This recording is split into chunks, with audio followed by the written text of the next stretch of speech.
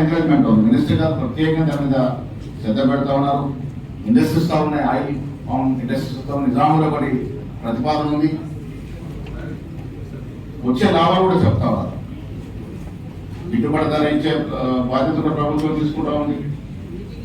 Already ఒక unit వచ్చింది, ఇంకో యూనిట్ రాబోతా ఉంది. దానికి కూడా డైవర్ట్ అయ్యే అవకాశం ఉంది. చాలా మంది రైతులు చెప్పినారు వెజిటేబుల్స్ ఇవాళ చాలా డిమాండ్ అయినటువంటి క్రాప్ వెజిటేబుల్స్, దాంతోపాటు ఫ్రూట్స్. కొంత మనము దూరదృష్టి ఆలోచించి మనం డైవర్ట్ అవుతే రకరకాల అవకాశాలు మనం శోధించుకుంటే రకరకాల అవకాశాలు ఉన్నాయి. పాడి పరిశ్రమ అత్యధిక డిమాండ్ ఉన్నటువంటి పరిశ్రమ పాడి పరిశ్రమ. దానికి కూడా డైవర్ట్ అవుతే సరే మరి ఏదో మనకు ఎల్లినో వచ్చింది కాబట్టి ఈ సందర్భంలో మాట్లాడడం కాదు. దీర్ఘకాలికంగా రైతులు ఆలోచించాల్సిన అవసరం ఉన్నది. మీరు క్రాప్ డైవర్సిఫికేషన్ చేసుకుంటే దానికి సరిపడా ప్రోత్సాహం కూడా రేవంత్ రెడ్డి గారి ప్రభుత్వం సుముఖంగా ఉంది. గతంలో ఛత్తీస్గఢ్లో ప్యాడీకి బదులు ఏ క్రాప్ వేసినా ఎకరానికి ఎంత అని వాళ్ళు బోనస్ ఇచ్చినారు. ఆ దశగా తెలంగాణ ప్రభుత్వం కూడా ఆలోచిస్తుంది. మీరు క్రాప్ డైవర్సిఫికేషన్ చేయండి, మిగతా క్రాప్స్కి మళ్ళండి. ప్రభుత్వ పరంగా మీకు అందాల్సిన ప్రోత్సాహం డెఫినెట్గా అందుతుంది. ప్రపంచంలో నీరు అనేది చాలా ప్రామాణికం, చాలా ప్రీషియస్.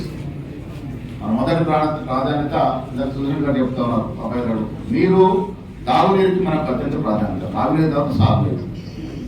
సో నీటిని ఏ రకంగా ప్రిజర్వ్ చేసుకోవాలి, ప్రీషియస్గా ఏ రకంగా వాడుకోవాలో కూడా చాలా మంది పెద్దలు చెప్తున్నారు. దానికి ఒక మార్గం డ్రిప్ ఇరిగేషన్. దానివైపు కూడా డైవర్ట్ అయితే మీరు అది కూడా మంచి ఫలితాలు ఇచ్చే అవకాశం ఉన్నది. నేను మళ్ళీ చెప్తా ఉన్నాను, ఎల్నినో అనేది మనకు ఒక జ్ఞానోదయం చేసే దశగా వచ్చిన దానిగా మనం దాన్ని ఉపయోగించుకోవాలి. ఈ రకంగా రైతులు ఎల్నినో వచ్చింది కాబట్టి కొంత అలర్ట్ అయ్యి క్రాప్స్ని వేరే మార్గంగా ఒక విధంగా ప్రయత్నం చేస్తే తెలంగాణ ప్రజానికి మంచిది. ప్రభుత్వం మీకు అన్ని ప్రోత్సహిస్తుంది. ఇది సూచన మాత్రమే, ఎవరిని కూడా ఇబ్బంది పెట్టి బలవంతం పెట్టే ప్రతిపాదన కాదు. ఇది సూచన మాత్రం. రైతులు కొంత ఈ రకంగా ఈ వైపు ఆలోచిస్తే మంచిదనే మాట నేను ఈ రివ్యూ సమావేశంలో మాట్లాడుతున్నాను. ఎన్సీసీఎఫ్ పునరుద్ధరణ కూడా పెద్ద సుదర్శన్ దగ్గర ఇచ్చినట్టు శాస్త్రులు అందరూ కూడా మాట్లాడుకొని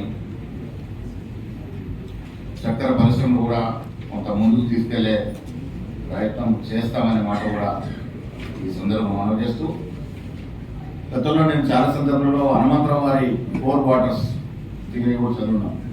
అది కూడా మీరు చదవండి. విదేశాల్లో హనుమంతరావు గారి యొక్క 4 వాటర్స్ వాడుకుంటా ఉన్నారు. ఈజీ అది. రెయిన్ఫాల్, సర్ఫేస్ వాటరు, గ్రౌండ్ వాటర్తో పాటు తేమతో కూడా పండే పంటలు ఉంటాయి. తేమతో పండే పంటలు చాలా ఉన్నాయి.